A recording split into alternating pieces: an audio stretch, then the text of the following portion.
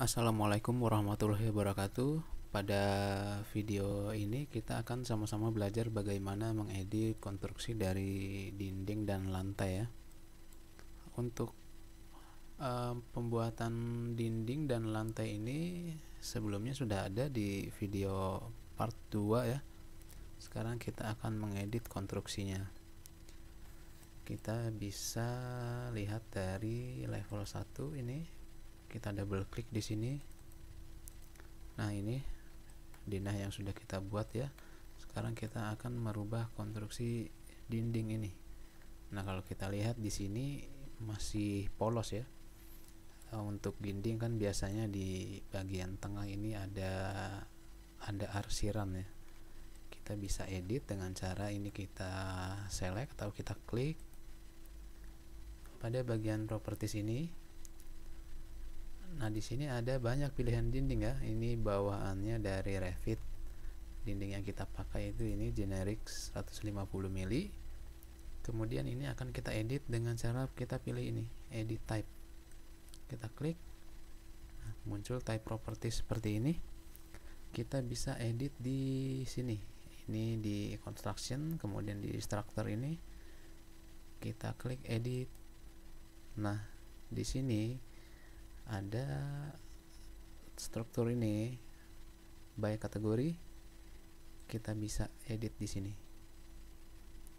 Di sini saya pilih brick, oke ya. Di sini brick, bata, kemudian surface pattern ini yang akan muncul di bagian 3D. Kemudian yang ini yang akan muncul di denah. Ini bisa kita ganti. Saya pilih ini brick ya. Kita klik di sini. Kemudian kita oke. Ini ya bagian arsirannya. Kemudian kita apply. Oke. Kita bisa preview. Sebelum kita oke, kita preview hasil yang akan terlihat di denah nanti ya. Nah, seperti ini ya, sudah muncul arsirannya. Ini arsiran dinding. Tapi di sini kita kan untuk dinding itu ada konstruksinya ya. Dia ada bagian tengah ini, kemudian di bagian kanan kiri ada lapisan ya atau plester. Ini bisa kita edit. Kita ke sini, kita lihat di sini ketebalannya 150. Kita anggap keseluruhan itu 150 ya. Berarti kita harus mengurangi untuk lapisan plesteran di sini. Kita anggap lapisan plesteran itu 30, boleh ya 30. Ini hanya contoh aja, berarti kita buat 15 di bagian kanan dan kiri. Di sini kita bisa pilih insert.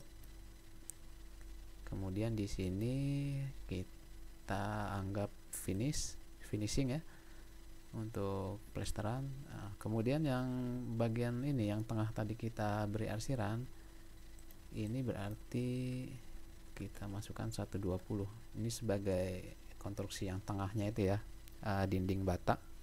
Kemudian di bagian finishing ini kita anggap sebagai plesteran. Di sini kita masukkan 15. Kemudian ini kita edit lagi, kita beri material contoh ini ya. Nah, ini hanya contoh aja, contoh ini. Kemudian ini untuk yang akan ditampilkan di bagian 3D. Nah, ini kita buat no aja nggak apa-apa. Nah, ini yang penting itu kan di bagian denah ya, akan terlihat seperti apa. Kita anggap ini, ini nggak apa-apa lah, ini hanya contoh aja. Oke, kemudian kita apply. Oke. Nah, sudah jadi ya, ini konstruksi dari dindingnya. Ini baru lapisan yang ini ya, yang atas ini. Kemudian kita butuh satu lapisan lagi di sini. Ini kita bisa insert lagi. Sudah masuk ya. kemudian ini sama kita anggap sebagai finishing. Oke. Kemudian ini dia yang tadi kita buat dari awal, yang kita anggap konstruksi bata ini, dia jadi turun ke bawah. Harusnya ini di tengah. Kita bisa tekan ini, kita klik up, dia sudah pindah ke tengah lagi ya di sini. Nah, kemudian yang ini yang tadi ketiga kali kita buat, ini kita anggap finish. Oke. Kemudian ini bisa kita masukkan lagi. Oh sorry, ini ada yang harusnya ini di tengah ya, yang 120 ini yang kita anggap bata, harusnya ini di tengah.